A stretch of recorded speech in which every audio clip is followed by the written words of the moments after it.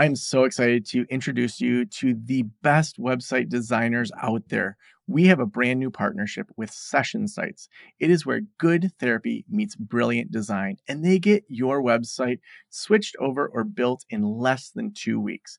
They fine tune your messaging, use science backed user experience methodology, and work exclusively with mental health professionals. In fact, new clients right now are going to get 3 free therapy marketing strategy calls with their creative director of Session Sites if you book today. You're not going to want to miss this. Head on over to sessionsites.com/Joe. Again, that's sessionsites.com/Joe. Get the website of your dreams today. Sessionsites.com/Joe.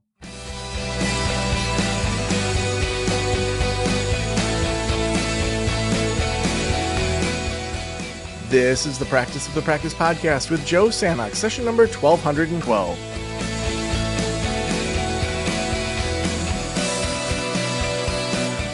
I'm Joe Sanok, your host, and welcome to the Practice of the Practice podcast. Well, I hope you are doing great today. We cover so many things on this show, whether it's clinical or business or just things we find interesting. I just had coffee with a new friend yesterday who just moved back from Spain, and I had a matcha, he had a coffee, and he had listened to a couple shows. And as we talked, he said, what's your theory of podcasting? And when I really thought about it, it was following my curiosity. To have these guests on here, they have backgrounds. We always, before we get rolling, I always ask my guests, what are you excited to talk about and what are you sick of talking about? Because sometimes there's people that are experts and they're known for something, and then they're kind of sick of talking about that thing that they're known for. And I would much rather just have an interesting conversation with people and to dig in and say, what are you interested in right now? And that's why I think we sometimes get some unique conversations. Well, we have Dr. Arielle Schwartz with us today. Arielle is a licensed clinical psychologist, certified complex trauma professional, EMDR consultant, and yoga teacher. She's internationally sought out speaker, leading voice in the field of trauma recovery, and award-winning author. As faculty with the Polyvagal Institute, she is a course instructor on mind-body approaches that apply polyvagal theory for trauma recovery. Arielle, welcome to the Practice of the Practice podcast. Thank you, Joe. And I really enjoyed listening to your intro and just hearing who you've been able to speak to and the topics you've been speaking about. I look forward to going back and listening to some of those.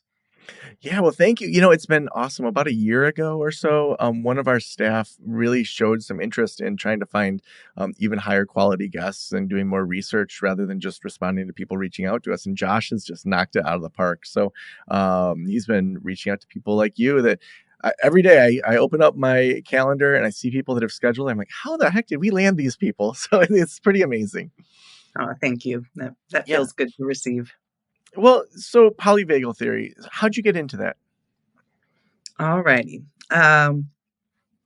First of all, what is polyvagal theory? Might be let's start there. Yeah.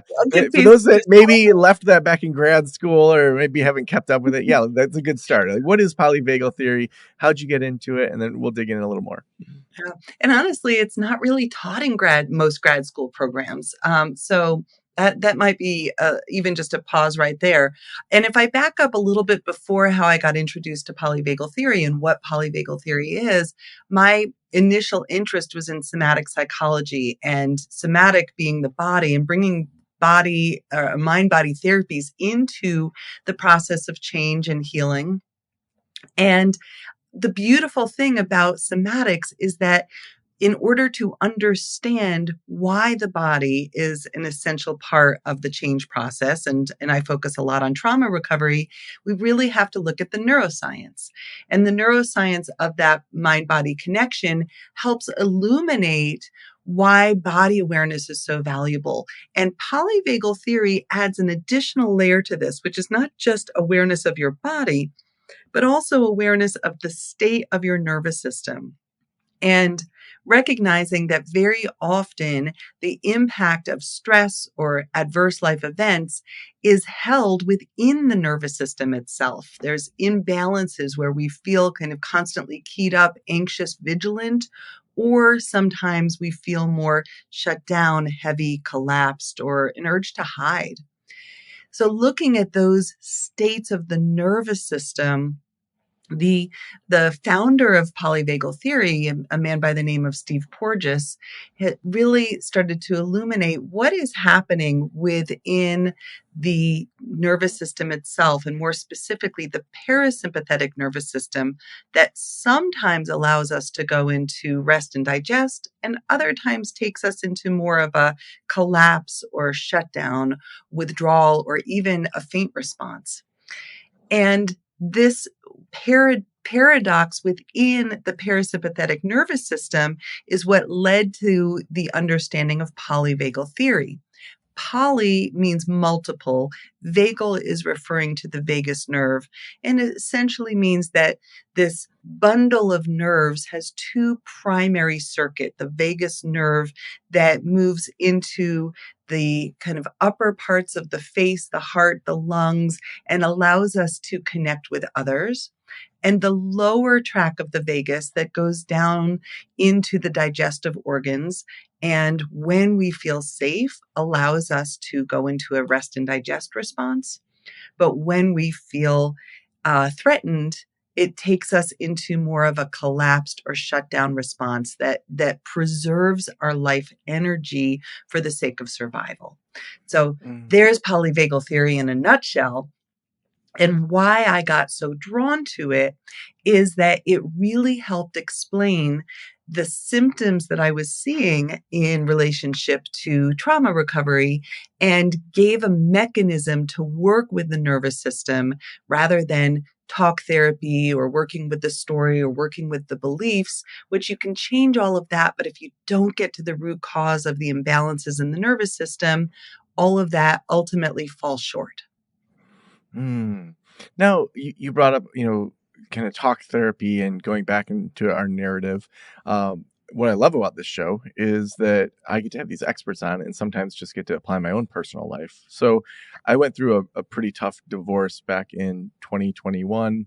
I have near sole custody of my kids, and have really worked with my therapist, and he also does EMDR on all sorts of things within that, but then also kind of what goes back even before that, those stories that have been throughout my life, or mindsets that have been throughout my life. When you think about, some of the ways that people are personally applying polyvagal theory in their life, what does that look like? Whether that's therapists or clients, because I think when we're in that trauma response where we aren't allowing ourselves to rest and digest, it can be really hard to pull out of that. So, how are people kind of practically starting to then use this in their daily lives?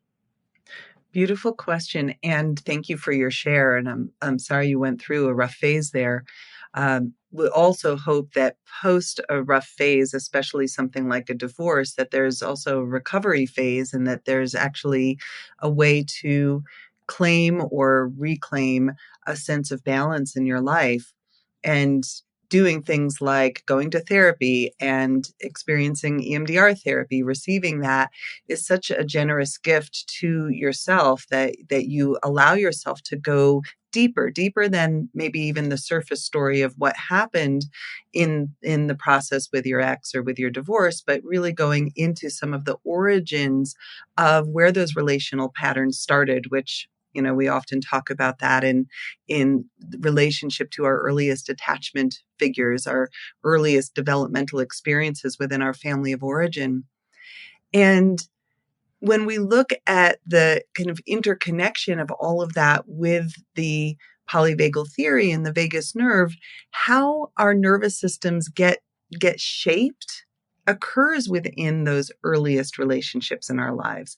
Whether we felt safe and held and understood and supported on an ongoing basis, or at least the good enough version of that, where if there were ruptures to that, to those moments of connection, that those were attended to, acknowledged, and repaired. Now, you might hear this, or some of our listeners might be hearing this going, yeah, no, that wasn't my childhood, right? Maybe it was one that was marked more by just ongoing neglect, that needs weren't met, recognized. Maybe your basic needs of food and shelter were met, but beyond that, there was a lack of emotional connection. Or maybe the early experience was one of ongoing threat and not knowing what to expect and when to expect care, and the the experience of the instability of those early relationships, or the lack of safety in those relationships. And you can start to get a feeling of how do we cope in those early life experiences? How did that shape us? Did it shape us to be chronically on guard and, again, vigilant and stressed and worried about when our needs were going to get met? And if so, did it shape our nervous systems more into that fight flight system that we call the sympathetic system? Or was there an ongoing feeling like, no matter what I did, it didn't make a difference? What was the point of trying? Or I coped just by retreating into my room and being alone and, maybe just reading lots of books, which is a fine way of coping, but nonetheless, there's a way in which the nervous system retreats into more of a shutdown, a low energy place. When we look at the Mm. health of the autonomic nervous system, and the vagus nerve helps us cultivate that, what we're looking at is a version of nervous system flexibility, that we can move between the sympathetic and the parasympathetic, and that the sympathetic nervous system doesn't just help us fight or flee, but it also helps us feel empowered, feel joy, feel playful, climb a mountain, go to a dance class, right? We also want to reclaim our ability to rest. So if we were chronically anxious and on guard, maybe it disrupts your sleep. Maybe it disrupts your ability to relax at the end of the day. You constantly feel like you have to go, go, go and do. So polyvagal theory gives us a set of practices, or applied polyvagal theory gives us exercises to reclaim the health of the autonomic system, where we learn how to kind of energize or enliven the system as needed, and we learn and practice how to relax our nervous system as needed, so that that's more available automatically throughout our day. Mm. Now, I know that you've been applying a lot of this just through kind of going beyond just kind of what you're teaching at the institute. You and I, before we started recording, you were talking about a story that you have of launching kind of some new and different things. Would love to dig into that story. I'd love to share it. So years ago, I was a grad student in my PhD program. I was studying all of this. Actually, I was lucky enough to have the opportunity to learn polyvagal theory in my doctoral program, and started to, as I was exploring this mind-body connection within my clinical psych program, I came across this theory, and I just was kind of smitten by it. I started reading about it in about 2006. I started writing about polyvagal theory in about 2010, and I wrote a lot of papers about that. I got an opportunity to meet Dr. Stephen Porges around that same time. I started to teach polyvagal theory and to teach how to bring it into EMDR therapy, or eye movement desensitization and reprocessing therapy. And in and I had launched a private practice around 2008, and I didn't even have a website, right? This is, I don't know, maybe a little bit on the beginning edge of when we started to use the web to search for things like therapists. And in about 2012, I was like, I think I need a web presence. And I was a new therapist. I found a blog. This is the beauty of the internet. I found a blog on the internet that said, build your website in a day. And I was like, I can do that. And so I literally just followed every step, and I built my own website, and it's still there today, drarielleschwartz.com. And it was a beautiful website, but nobody could find it. Mm. It was out there in the ethers on the world, wide world web, right? But it was not findable. It was not searchable unless you literally just typed in drarielleschwartz.com, right? So I hired a web support person. Best decision I ever made in my career. And this person basically helped do the things that I couldn't do in building my own website. He built my SEO, which, search engine optimization. He helped me recognize that the best way to increase that visibility on things like Google was to write a blog. And he sent me home, and I'd already written a dissertation for my PhD program. I'd written a master's thesis the years before that. I like writing. And he sent me home and he said, write about something that you're passionate about and bring it back when we meet next week and we'll put it up on your website. And so I go home and I typed 5 single-spaced pages of stuff that I was interested about. And I came back and I met with him and he said, I give this assignment to everyone that I work with and I usually get 5 sentences. So you like to write? And I was like, yeah. And he goes, all right, well, go home and do that again. And so I started to every week commit myself to writing. And every week I would meet with Joel, that was his name, and he would upload, help me upload and taught me how to upload my own blogs onto my website, right? He taught me to fish. And so I would every week add another blog to the website. And at some point, I wrote a blog on polyvagal theory. Shortly after that, I wrote a blog called Natural Vagus Nerve Stimulation. That was basically, how do you stimulate the vagus nerve in a way that creates that optimal health and nervous system balance, everything we're speaking about. And for my version of being a new writer and a new blogger, that blog went viral.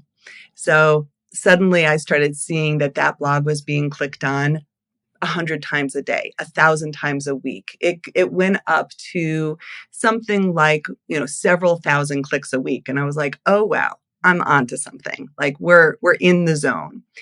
And it really changed everything. And it was actually Joel, my web person, my support, and who became a dear friend, who said, do you think you want to write a book?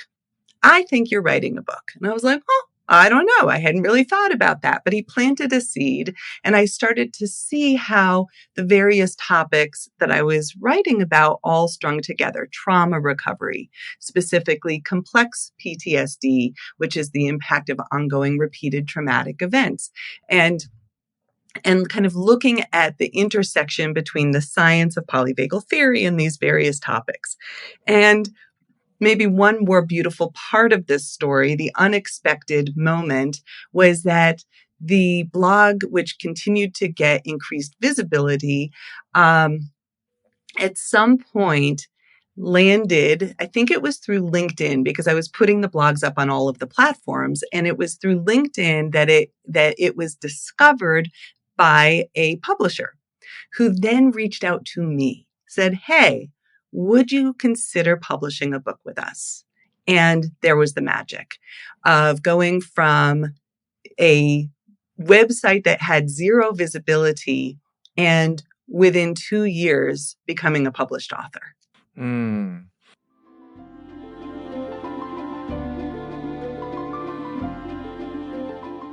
As a therapist, I can tell you from experience that having the right EHR is an absolute lifeline.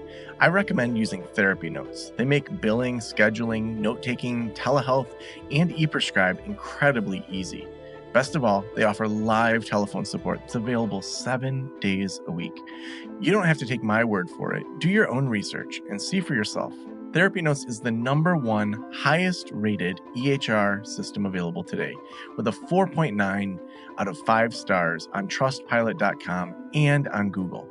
All you have to do is click the link below or type promo code Joe on their website over at therapynotes.com and receive a special 2-month trial absolutely free. Again, that's therapynotes.com and use promo code Joe on the website. If you're coming from another EHR, Therapy Notes will also import your demographic data quick and easy at no cost, so you can get started right away. Trust me, don't waste any more of your time and try Therapy Notes. Just use promo code Joe at checkout. So for those that want to become published authors and are taking their messages out into the world, would you say just write more, or like, I mean, is there something you did that you would say you kind of discovered lightning, or did lightning just strike and you got lucky? Like, are there any things within that you'd say people could replicate?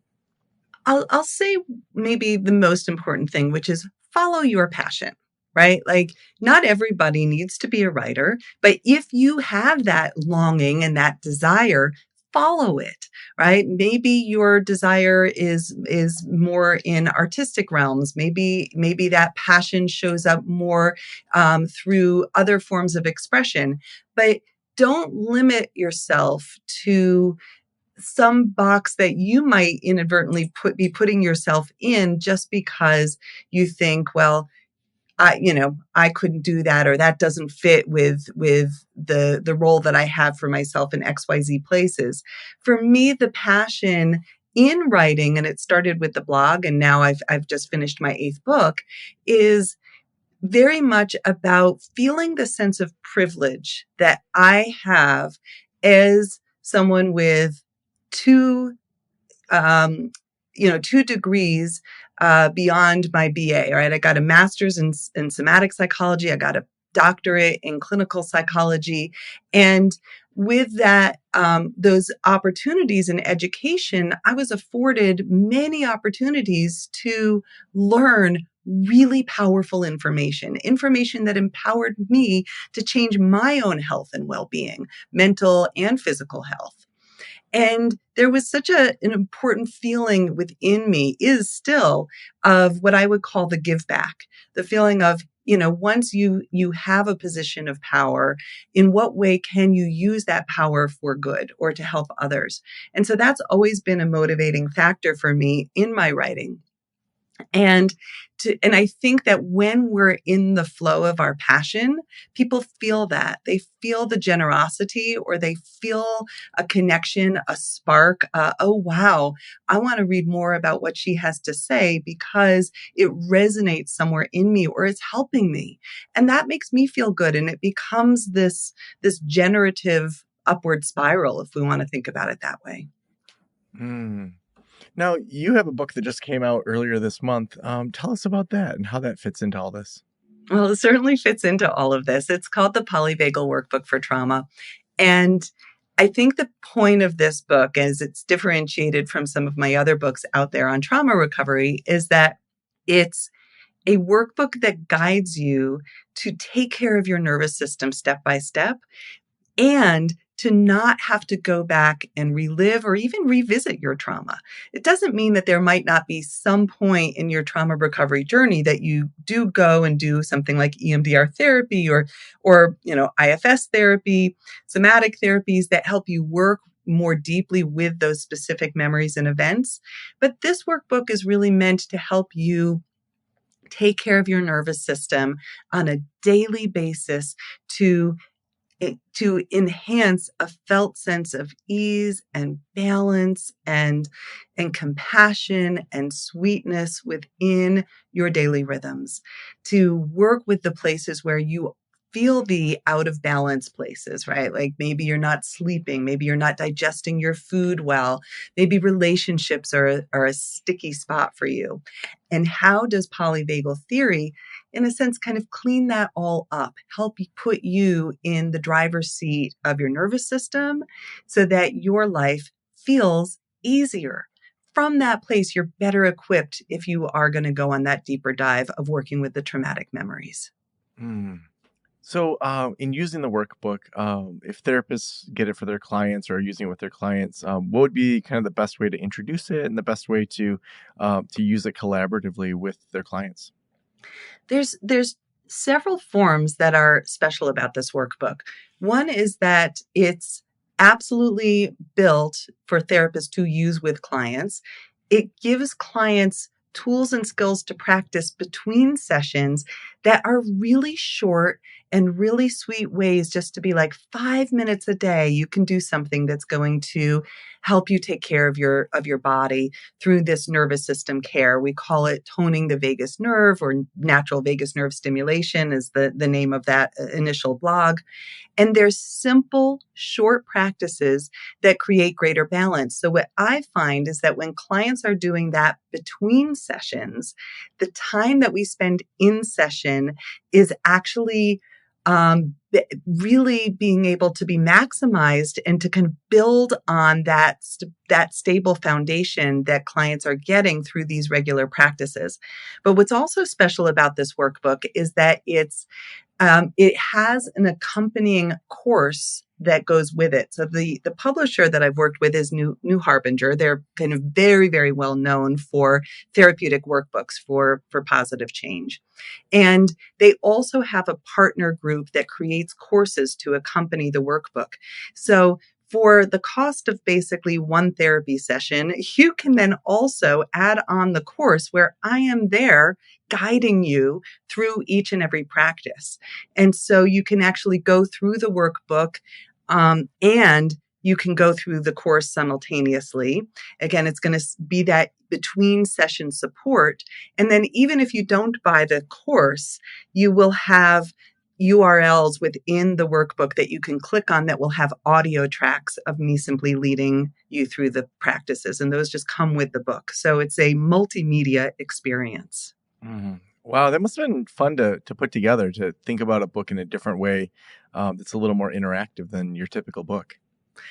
It's probably, like we can think of technology in the way that we can use it in our favor, or we can use it to our detriment, right? Endless scrolling, doom scrolling.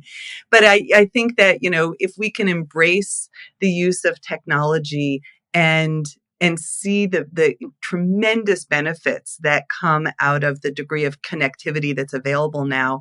I had so much fun. It's the operative word here. I had so much fun creating that course, working with the course development team, and really honing in on how are we going to create a visually beautiful experience for the viewer, so that it's actually incredibly soothing beginning to end, in terms of the level of quality of video that goes into creating this course. Mm. Now, I'm wondering how you stay creative. So, like, how do you apply, whether it's polyvagal or just some of the things around the mind, how do you apply this to your own life to stay creative, to figure out new ways to think about this work you're doing? Oh, I like that question too. I would say there's a few things that continually spark my own creativity, but also form the foundations of my self-care. One is the work that I've done with my mentor, who is both a Gestalt and existential therapist. She wrote the foreword to my book, The Post-Traumatic Growth Guidebook. Her name is Betty Cannon. And having a really, really good mentor with whom you can show up as your full self in where you're stuck, in where things are flowing without any judgment, and be really, really held. Those relationships are golden. And I've been with her since 2008. When I was really launching this version of my current private practice in 2007, 2008, I set myself up to a task, which is to go around and ask as many experienced, successful therapists, what was the key ingredient? And it feels like a nice match for your podcast here, because I think it's a lot of what you do. And so I went around and I just asked people, and the most valuable answer that I received was have a really good supervisor. And that's Betty. That's who she's been for me. And because she doesn't approach it just from what I would say the left brain of like, do this, do that. She approaches the process of supervision and mentorship from a whole brain perspective, where she really allows the whole way of working with our stuckness to be experiential, to look deeply into ourselves. So having support, whether it's your own therapy or a great mentor or both, is really key. The other parts that to me feel like they fuel my creativity are my own personal yoga practice and my meditation practice. They complement each other both in the sense that I feel like the movement gets me to feel playful. It gets blood flow. It gets my cardiovascular system. It tones the vagus nerve. All of that is, as I'm also a yoga teacher. I teach the applied polyvagal theory and yoga model. I have a book by the same title. And my meditation practice complements it because it's an opportunity to go into stillness.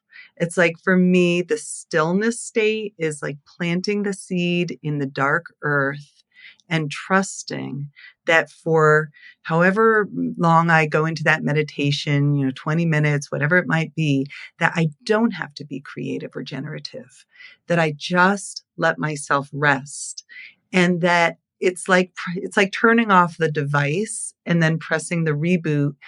When I come out of those states of meditation, I often feel a surge of creativity on the other side. It's like now the seed is ready to sprout. So awesome. Well, the last question I always ask is, if every private practitioner in the world were listening right now, what would you want them to know? Well, certainly the mentorship piece, right? Like find the supportive people, and it doesn't have to be just one. Find the supportive people that see you, that reflect you to you, right? Joel, who looked at me and he said, I think you've got a book in you, maybe more than one. Betty, who sees me and just so deeply appreciates me in a way that helps me appreciate me. And trust yourself. Trust that you get to step out of just one lane in this field. And I think it's so important that, it's like a burnout prevention, that we keep our own creativity alive, whatever form that takes. Arielle, if people want to get your book, if they want to connect with you, where should we send them? Well, certainly my websites, and there's 2 of them now, are the best way to get to know what I'm doing and sign up for my newsletter. You can do it from either site. It's the same newsletter. Site number 1 is drarielleschwartz.com, drarielleschwartz.com. And the site number 2 is resilience-informed-therapy.com. And either of them will kind of reveal different bits of information. The Resilience Informed website is much more about the partnerships that I have with other like-minded practitioners and communities, and providing lots of opportunities to know about the trainings that are coming up. The blog still lives at drarielleschwartz.com, and there's lots to discover there. You could probably hang out in there and have a scroll of an upward spiral of the heart. How about that? I also will recommend go check out my YouTube channel. YouTube is Dr. Arielle Schwartz, or Facebook, it's Dr. Arielle Schwartz. Instagram, it's Arielle Schwartz Boulder. And all of those will be places where you can find the free yoga classes that I have on YouTube. You can find out about the offerings that I have in general. So awesome. Well, thank you so much for being on the show today. Thank you for having me.